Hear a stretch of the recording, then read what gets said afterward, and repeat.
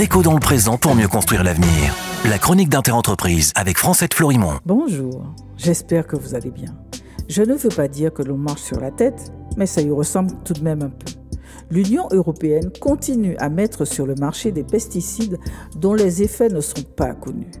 Alors que c'est justement cette démarche initiée dans les années 80 qui nous a conduit à cette pollution généralisée aux pesticides qui touche aujourd'hui le monde. Voilà la nouvelle histoire. Après la presque interdiction des pesticides chimiques dangereux pour les pollinisateurs et les humains, une nouvelle famille de pesticides vient de faire son apparition. Il s'agit des pesticides à ARN interférent ou ARNI.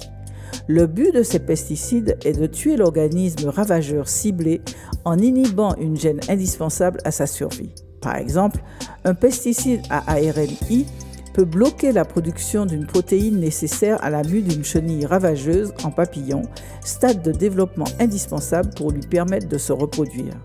L'ennui est que certaines cibles des molécules ARNI sont essentielles au fonctionnement d'autres organismes chez plusieurs espèces qui ont des génomes plus ou moins identiques. En clair, toutes les chenilles ne sont pas des ravageuses.